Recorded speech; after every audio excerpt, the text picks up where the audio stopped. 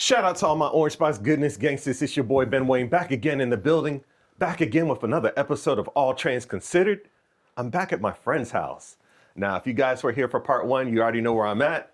If you weren't here for part one, be ready to be amazed by this part two we're doing. First off, before I introduce the guest for today's show, I got my guy Jim Gam, the train man, here with me. I didn't want to miss this. Holding me down once again. Yep. I'm back for part two. Back for part two. Now, the guest of honor, my good friend, Ken. Let them know what's up. Let them know what we're doing here. Hello, everybody. Welcome back. We are on Long Island, not in Long Island, in New York. Welcome back, Jim and Ben, to my humble abode. We're on the third floor of my home here on Long Island. If you caught part one, you know a little bit about what's behind this wall.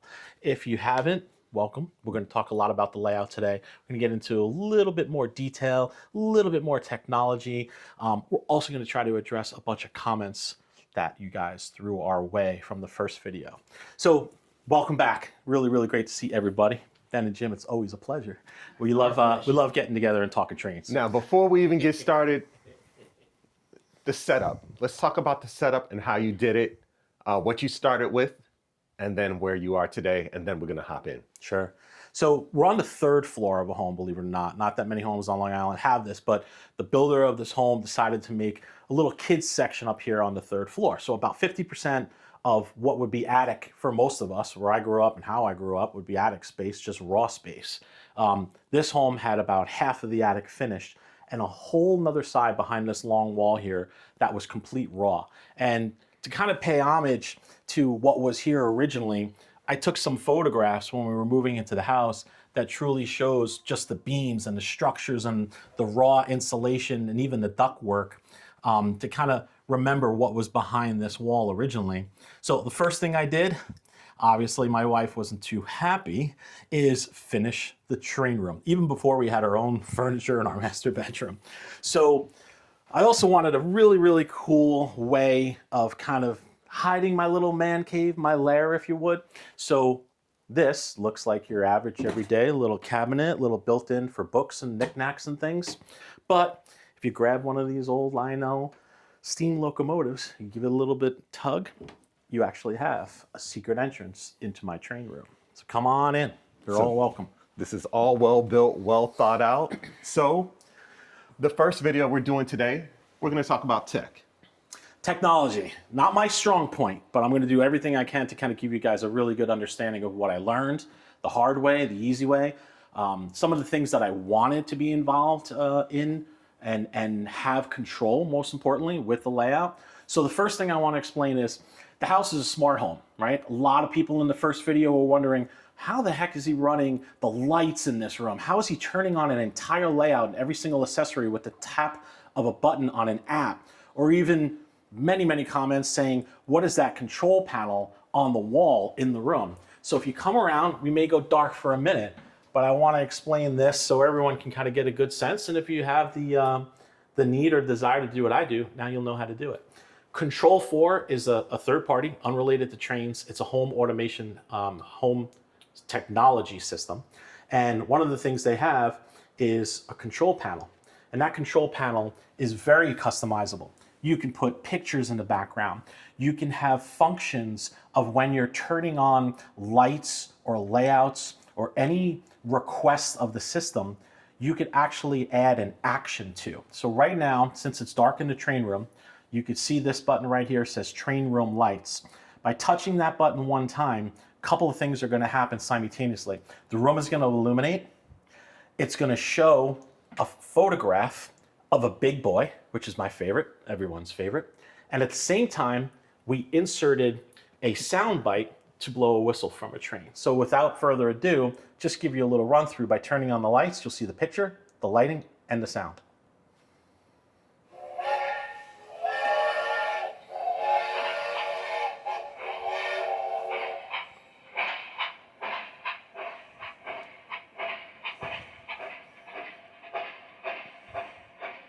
That sound is awesome. So the sound really does it. People get the gist of things right away. Another thing a lot of people talked about in the video, first video in the comments section, was the thought of how we set the lighting, or what's known as a scene, using this. So it's very simple. When you have a home automation system, every switch for a light on the wall and every power outlet that you would plug an item in your home are considered smart switches or smart outlets that speak wirelessly to the system. So long story short, if you plug anything into a home outlet that's a smart outlet, you can control it. So when I hit a button that just says layout power, since all of my layouts are plugged into smart outlets, this system will simply power up the layout with one touch of a button. And since we have full control of lights, which is also powered and fed into this system, you can tell any dimmable bulb, I want you at 0%, 100%, and any percentage within that range.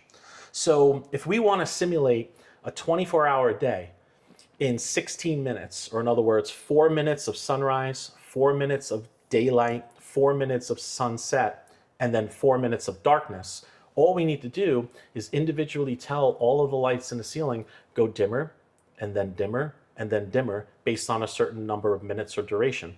And that's how we have that scenery button on here. And again, just to remind everyone, the whole layout is turn on, turn off with one tap of a button. I'll do that now. Maybe Ben will flip over, give you some look of it, but here we go.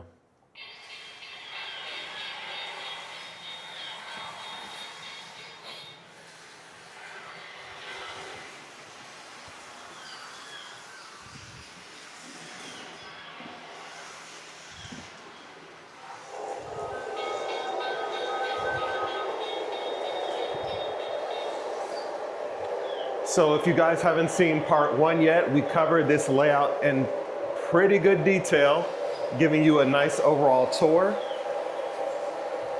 Ken did an amazing job with describing why he did what he did and what was the inspiration for different areas of the layout. This thing is just, it's truly absolutely incredible.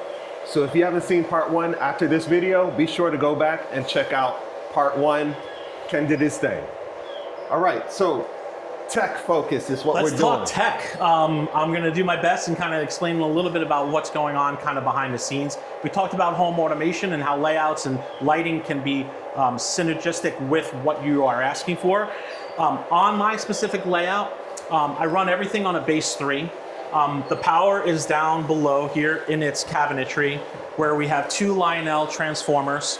We have the base 3, I have the original cab 2, and I have 4 individual Bachmann speed controllers for easy streets, which we're going to talk a little bit about later on, or possibly in the next video.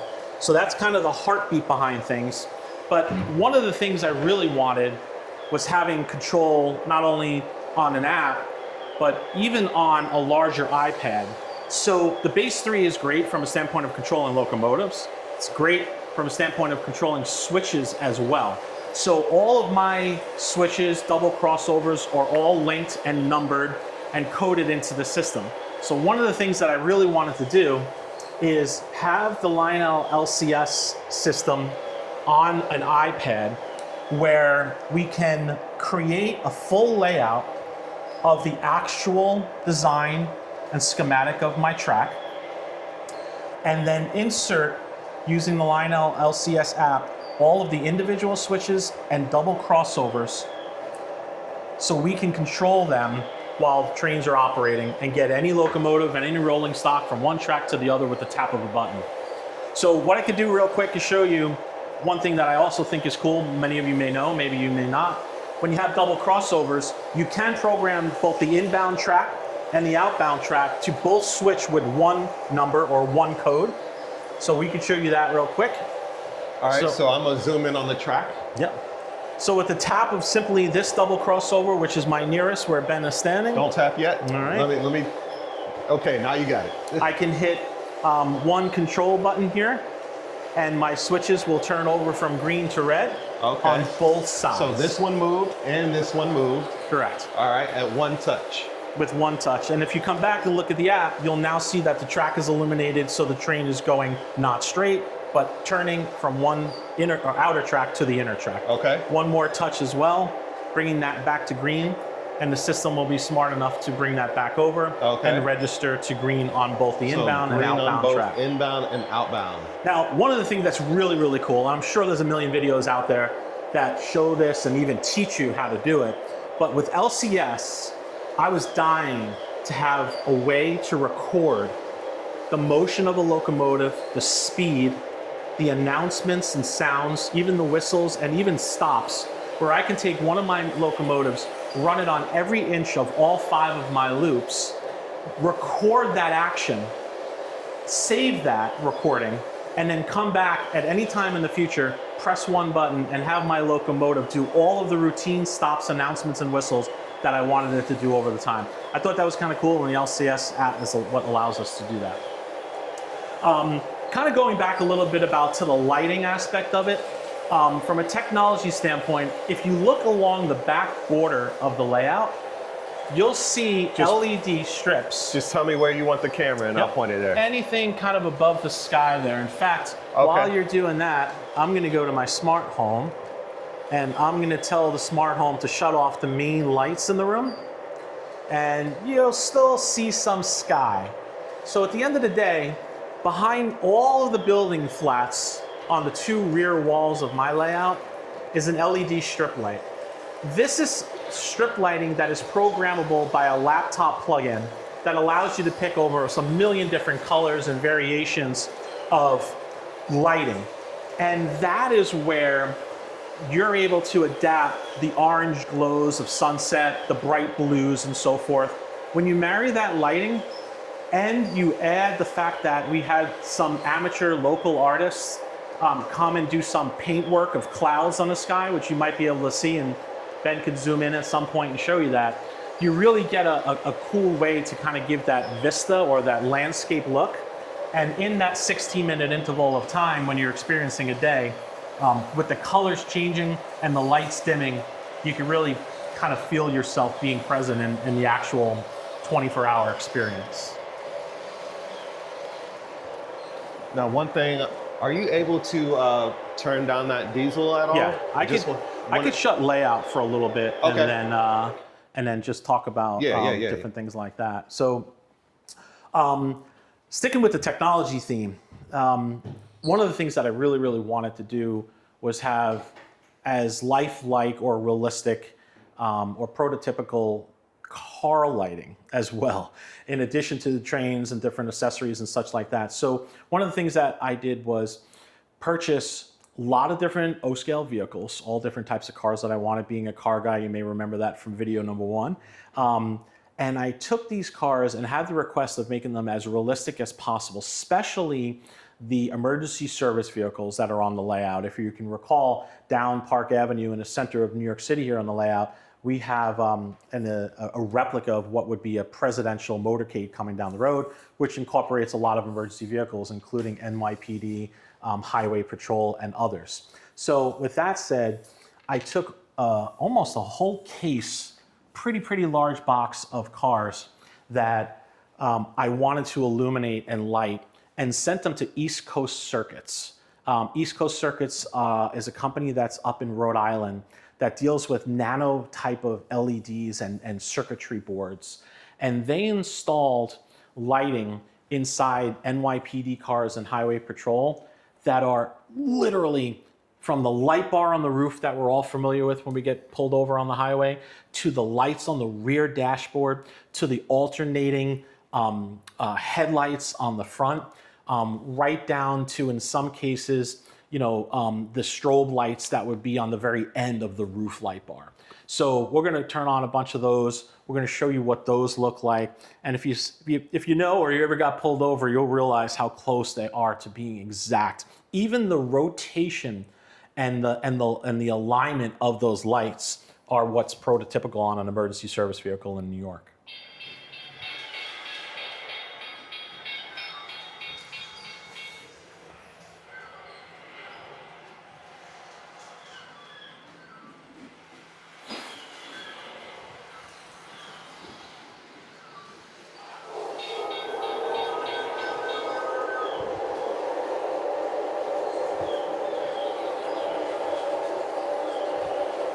That is pretty cool.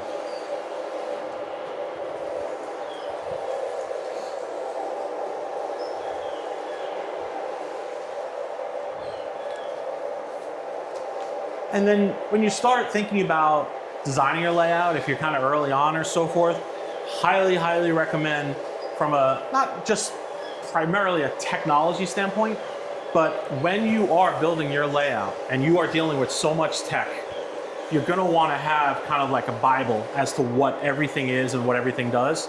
So the people that have helped me build my layout and design everything, we have every single wire under the layout color coded. You have 5 different colors for the 5 different main loops, and then colors for all the different volts and amps of accessories, buildings, lightings, vehicles. And that's where, you know, a key code is the smartest thing you could ever do when building your layout. Having all of those different breakdowns that correspond to the bus boards and all the wiring that are on the layout underneath that we're going to talk about and show you today as well. All right. Yeah.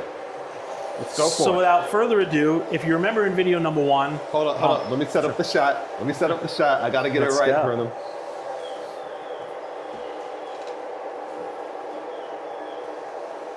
All right, we're good to go. all right, so if you remember, we have access. Access is key. So the whole front end of this layout that has a storage unit is on wheels, and that simply slides out, gets out of our way. Keep it nice and sturdy because there's a lot of storage on there as well. And then what we're gonna do is we're gonna get Ben underneath. I'm gonna give you a little glimpse of you know, how this layout is built underneath from a standpoint of bench work. One little fun thing I think is great is if you can have a mechanic, what they call like a roller bed, where you're working typically under a car. You can roll all over underneath and handle all of the different wiring. But it is kind of crazy under here. But every color does mean something. Everything does have labels and controls. And at the end of the day, everything feeds to the bus system over here on the wall. Oh, wow.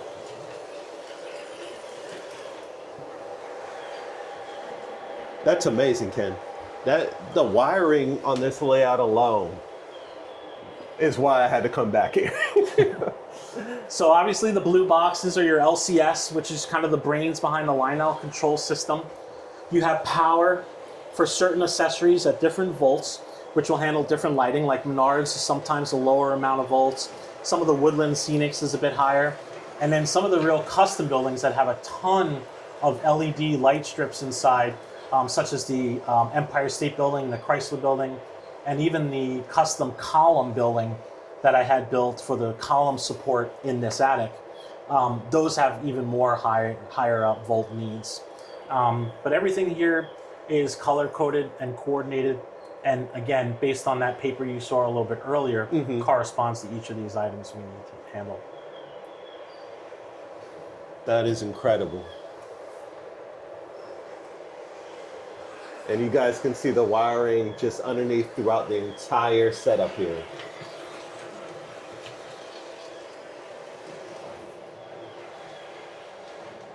The wiring alone, Ken, is impressive, really. Yep, we had one person, Steve, literally underneath here for almost 14 months straight. We would pass him lunch, you know, under the table because he'd spend the whole day. Are you serious? You know, just keep going so he wouldn't lose his train of thought and continue working through. Nice. That is nice. All right.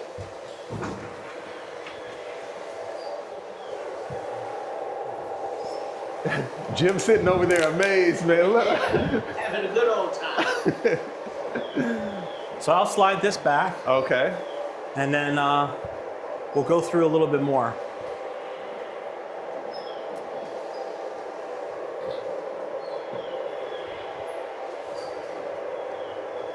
So we talked about the power, we talked about the wiring, we talked about the key codes, we talked about base 3, we talked about the LCS, recording as well as track map and switching. What else do we have to go over from a tech standpoint? The smart house is kind of a big option, but I'm all yours. Let me see about behind this board. Now, I know we showed them that briefly in the first one, but I did. For those who didn't see it, let's get over this again. So for any of you guys who have layouts, building a layout, and you have children or grandchildren, even with all the high-tech stuff we were talking about today in today's video, from the apps to the phones to the LCS to the iPads, I still like it old school. So we still have a control panel here that is manual. For the most part, each color here, by the way, also corresponds to the color wiring underneath. So each track is identified by a color, not necessarily a number. All of our switches here will throw our crossovers and our single switches. And then to keep things kind of simple, because I'm not really a big accessory guy per se, functioning accessories. I'm more of a power on, power off for certain things. We'll talk a little bit possibly in a future video for real nitty gritty details on this layout, including the 6-person gondola that I have behind me, and we'll show you how that works. So these switches are pretty basic. They're siding power. I do have the Lionel tugboat and the Lionel lighthouse, all of those of which either throw smoke from a smoke motor or have a horn. So those type of functionality for some fun and some extra sound is also based on here. Again, the mindset here, keep it simple, allow a child or a grandchild to run your whole layout with the app for the trains and switches and sidings and power on the manual. I did want to see kind of not a mess all the time, but if you do throw this switch, the panel lighting behind the plexiglass comes on. That is and it slick. gives you a really cool little view of kind of what's behind the scene, and kids love that. Even adults love that. I love that. True enthusiasts love it. Just be able to seeing a little bit of the chaos behind behind the It really things that shows the happen. work that went into creating what would seem like such a simple piece, Yeah. and it literally highlights that. I love that feature about it. So from the tech perspective, I think you nailed everything down. Sure. Always going to keep our Cab 2 handy. Always still have our MTH controls as well. Yeah. These are kind of a little backup for me now. Having the ability of using stuff on there. And obviously using the base 3 nowadays. Cool. So if you guys have any additional comments surrounding the tech, let me know in the comment section. Because we did check out the comments from the first video. We checked out the comments from the first video, and that is why we decided to do this second video. So let me know in the comments if you do have any additional questions. Jim might have a question. What do you got going on over Oh, there? we got a question. We got something in the audience. I don't know if we talked about it in the first video, but Ken, how long did it take for you to get it to this point? Sure. Well, it's funny you say that, Jim. So when we were outside, before we came into the secret way into the train room, that was the photographs of all of this being the raw space. So the first thing we did was outfit this room with sheetrock, with HVAC, with lighting, with electric, having solid floors and so forth. So that took a good 4 or 5 months for a contractor to actually finish the space, again, on the 3rd floor of the home. As soon as that was done, we didn't rest. While that was actually happening, we have our track design, which I've framed and put on the upper level. We'll get a shot of that to you guys later. That was kind of giving us our track layout, track design very, very early on. So from start of cabinet work to everyone out of here and sweeping the floor of the dust was a 14-month duration and job. So took a little over a year. There were 3 people that were primarily tasked with the building and the scenery work, while I had a lot of input and desire to do a lot of work on the details, the specific scenes, the type of towns, the type of layout that I was looking for. And at the end of the day, just as a reminder to everyone, if you didn't catch video number 1, we have Montauk Point, which is a beach and a vacation area on the very eastern tip of Long Island, New York City, which everyone should be familiar with, I'm sure, and then the upper New York State, Catskills, anything that you think of skiing, we have that as the 3 distinct scenes on the layout. And we covered that in super detail in part 1, so please be sure to check out part 1. And if you do have any other questions surrounding the tech, Ken doesn't have a YouTube, just comment and I will text the question over to Ken and we'll get it answered. And if there are any other questions, that gives us more leeway to do, more parts next visit to New Jersey. Happy to. All right. So thank you guys so much for watching this video, the tech video of, I guess, this technological masterpiece. It's the most technologically advanced layout I've seen at someone's house. Please remember to like, share, and subscribe to my YouTube channel. And until next time, I'm Ben Wayne, the Train Collector's Train Collector. I'm out of here.